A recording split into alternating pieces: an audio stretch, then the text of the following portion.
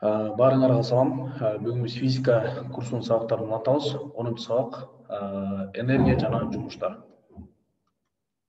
Биз жумушту өткөндө биринчи механикалык жумушту өтөбүз. Механикалык жумуш бул эмне? Бир кандайдыр бир күч менен кандайдыр бир аралыкка нерсени жылдырганда биз эмне жумуш аткарабыз. Мисалы, М деген масса болсо, аны S деген аралыкка жылдыра турган болсок, F күчтү мындайына тарта турган болсок, биз анын кандай кайсы аралыкка жылдырып аткан болсок, ошондой багытын алышыбыз керек дагы. Fx компонентасын алабыз дагы, ушуга аралыкка көбөйтөбүз.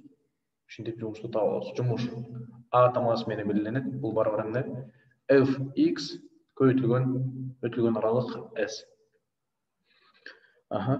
Бизде аткарган жумушубуз дайыма энергия менен белгиленет. Же болбосо энергия кайсы? Энергия барабар жумуш, жумуш барабар чыгара турган болсок F ньютон көбөйтүлгөн метр болот. Бул бирдиги.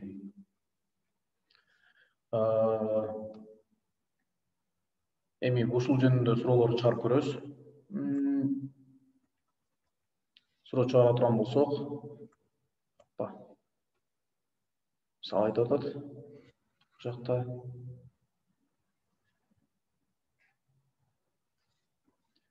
кандай жумуш аткарылат? Эгерде жипти 40 метр узун болгон жипти 6 килограмм экен ал жип, ошону деген жипти крышага өйдө көтөрө турган болсок. Мындай крыша бар экен дагы, бул жакта мындайынан жип турат. Ал 40 метр жана 6 килограмм. Вертикально туруп ушуну деген багып туруп, бардыгын алып туруп, могул жакка көтөрүп туруп койушубуз керек жипти. Бул жерден кандай жумуш аткарат? Биздин деген жиптин массасынын ортосу М деген ортосунда турат. Эгер жип 40 метр боло турган болсо, биз канча бунун массасынын ортосун канча 20 метрге көтөрөт экенбиз дагы өйдөгө.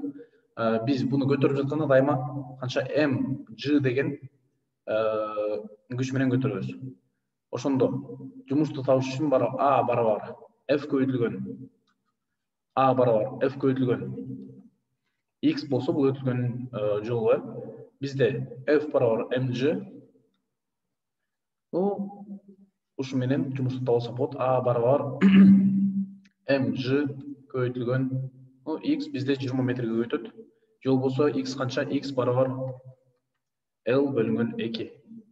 А L бөлүнгөн 2 көбөйтөбүз дагы, буну чыгара турган болсок, G-ны биз 10 метр секундына квадратта ала алабыз. Массасы 6 килограмм. Километр эмес, килограмм. 6 килограмм көбөйтүлгөн 10 метр бөлүнгөн секундда квадрат көбөйтүлгөн эмне экен? L бизде деген 40 метр, 40 бөлүнгөн 2 20 метр. Бул барабар бардын көбөйтүп чыгара турган болсок, 6 көбөйтүлгөн 10 60. 60 көбөйтүлгөн 20 деген бизде 1200 болуш керек. 1200 joule. Joule болсо килограмм көбөйтүлгөн метр квадрат бөлүнгөн секундда квадрат.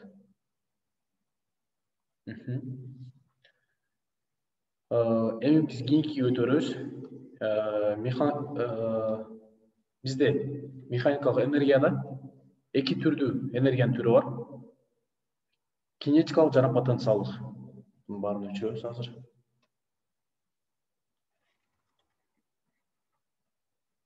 Кинетикалык жана потенциалдык. Потенциалдык энергия деген ал жөн турган абалында нерсе кандай энергияга ээ болуп турат азыркысы. Мисалы, эгерде нерсе 10 метрде тура турган болсо, 10 метр бийиктикте.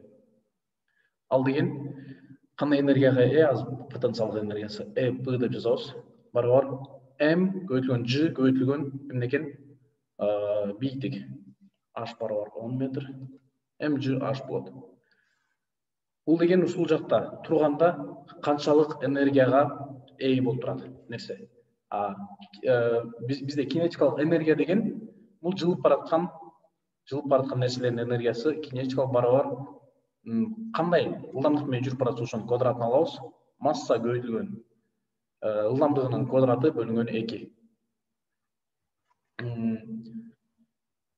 Энергия эч качан өзгөрбөйт.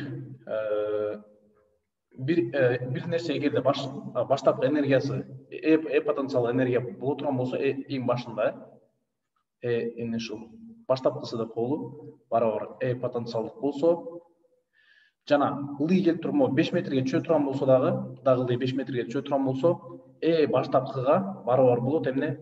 Потенциалдык азайып калат, потенциалга 2 дейли, жанагыга эмне кошулат экен? Кинетикалык энергия кошулат. Анткени ылдый түшкөн сайын көбүрөөк ылдамдыгы көбөйө берет бунун. Кинетикалык экинчи. Биз да суроолорду чыгарып көрөлү ушул жөнүндө. Эгерде нерсе бул жакта тура турган болсо, же болбосо, ладно, нерсе деп коелу, бул жакта 100 метр бийиктикте турат. 100 метр. Бул бир дөбөдө турат дейли. Мондай дөбө болсо, мындайдан келип туруп, хоп. Хоппа. Бул жерде жерден бийиктиги 10 метр экен бул жердики. Бул нерсе ушул жерден кой берилип туруп 10 метр бийиктик жерге келе турган болсо, бул жердеги ылдамдыгы канча? Эң баштапкы ылдамдыгы 0 болот, v барабар 0. Эгерде баштапкы ылдамдыгы 0 боло турган болсо, значит баштапкы кинетикалык энергиясы дагы 0. Значит бул жерде кайсы бир гана потенциалдык энергия гана бар. Потенциалдык энергиясы канча экен? 1 потенциалдык энергия.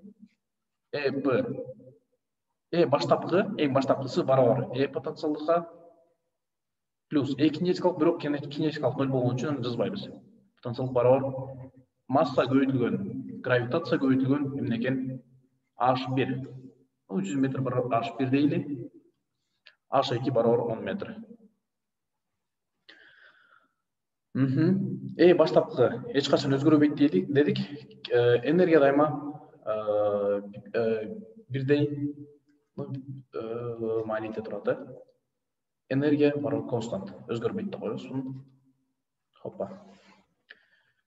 Эми 10 метр бийиктикке келгендеги ылдамдыгы канча? V2 барабар суроо. Аны камтабыз.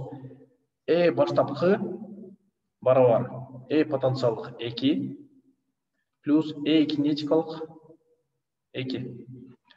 Бул кинетикалыкты таап туруп биз ар жак тапсак болот уже.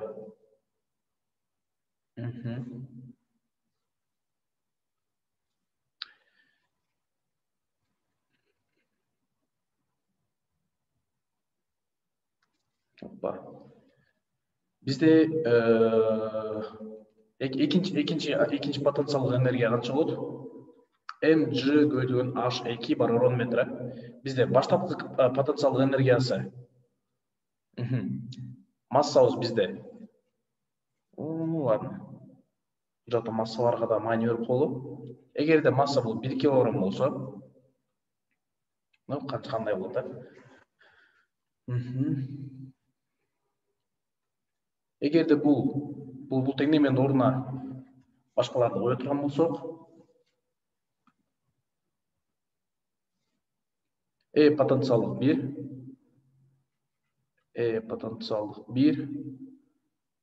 барабар потенциал 2 плюс кинетикалык 2.